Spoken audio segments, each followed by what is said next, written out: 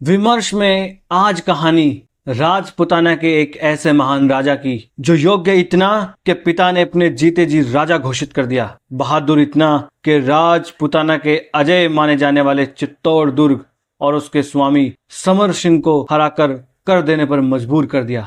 पुत्री के प्रेम में पुष्प से भी अधिक कोमल और इतिहास में अपने हट के लिए प्रसिद्ध और प्राण जाए पर वचन न जाए कि सनातन परंपरा का पालन करने और शरणागत की रक्षा के वचन के लिए प्राण न्योछावर कर देने वाले राजा की, जिनके बारे में प्रसिद्ध हैं सिंह गमन सत्पुरुष वचन, कदली फले एक बार, त्रिया तेल हमीर हट, चढ़े न दूजी बार। नमस्कार, मैं हूं हंसराज कुमावत और आप देखना शुरू कर चुके हैं विमर्श। वे महान राजा हैं रणथंभौर के हमीर देव चौहान।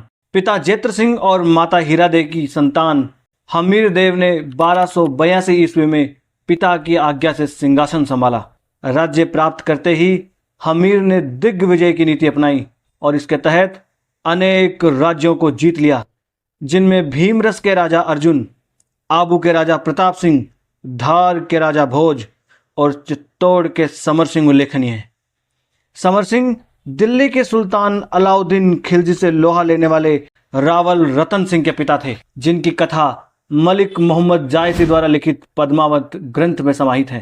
दिल्ली के सुल्तान जलालुद्दीन खिलजी ने रणथंभौर पर 1290 और 1292 ईस्वी में आक्रमण किए, परंतु गढ़ का एक पत्थर तक न हिला सके। अंत में हार मानकर निराशा के वशीभूत होकर जलालुद्दीन कहता है, मैं ऐसे 10 किलों को मुसलमान के एक बाल बराबर नहीं समझता। I do not regard such 10 of forts even equal to one hair of Muslim। 1299 के आसपास अलाउद्दीन खिलजी गुजरात पर आक्रमण करता है। लूट के माल के बंटवारे के दौरान मंगोल नेता मोहम्मद शाह और केहबरू और खिलजी कमांडर उलुग खान के बीच झगड़ा हो जाता है। मंगोल नेता उलुग खान पर कम माल देने का आरोप लगाते हैं। फलस्वरूप हजारों मंगोलों को मौत के घाट उतार दिया जाता है। मंगोल नेता प्राण बचाकर हमीर देव से शरण की याचना करते हैं।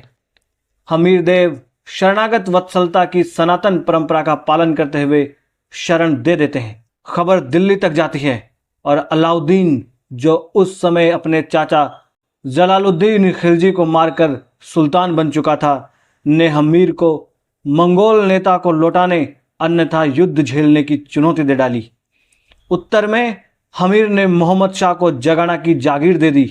हमीर ने उत्तर भिजवाया, शरणागत की रक्षा करना हमारा धर्म और परंपरा है। जिस प्रकार राजा शिबी ने कबूतर के प्राण बचाने के लिए अपने प्राण न्योछावर कर दिए थे। परिणाम रणथंभौर किले की खिलजी सेना द्वारा घेराबंदी। 9 महीने 16 दिन गढ़ की घेराबंदी रही, परंतु परिणाम शून्य। अंत में जलालुद्दीन ने कूटनीति का सहारा लिया। अलाउद्दीन के बारे में एक प्रसिद्ध कहावत है कि वह शेर जितना ताकतवर और लोमड़ी जितना चालाक था। हमीर को संधि का प्रस्ताव भेजा गया। हमीर की तरफ से आए रतिपाल और रणमल को राजा बनाने का प्रलोभन देकर अलाउद्दीन ने अपनी तरफ मिला लिया। धोखेबाज और कायर दोनों राजपूतों ने किले के अन्न और जल भंडार में गाय की हड्डियों का चूरा और खून मिला दिया। गढ़ की हिंदू जनता ने अन्न जल ग्रहण करने से इनकार कर दिया। परिणाम गढ़ में अन्न और जल की भीषण कमी। अमीर खुसरो अपनी किताब खजाइन उल फुतूह में लिखते हैं, रणथंभौर की हालत ऐसी थी कि यदि कोई 2 दाने सोने के दें तो 1 दाना अनाज भी नहीं मिल रहा था। अब अंतिम विकल्प था किले के द्वार खोलकर शत्रु सेना से 2-2 हाथ, परंतु हमीर देव अपने महलों में चिंता मग्न बैठे और कोई आदेश नहीं दे रहे थे। रानी रंग देवी के जजगौरने पर हमीर उत्तर देते हैं, मने मरने रो दुख न है, कंवरीरी चिंत्या साड़े है। इन हाल में तो सुन बीरा, हाथ पीड़ा ना होई सके, कुंवारी कन्या है इताई, जो हररी सेज ना सोई सके। हमीर देव की चिंता और विषाद का कारण 16 वर्षीय राजकुमारी देवल देव की सुरक्षा थी, जो कुमारी होने के कारण जौहर नहीं कर सकती थी। संध्या की पूजा से लौट रही राजकुमारी ने माता पिता का वार्तालाप सुन लिया। अगले दिन रणथंभौर किले की दीवार पर चढ़कर देवल दे रणथंबोर गढ़ को अंतिम नमन करती है। हे गढ़ रणत भंवर तने अंतिम नमन गढ़ त्रिनेत्र धाम। हठी हमीर री बेटी रो मात भूम ने अंतिम प्रणाम।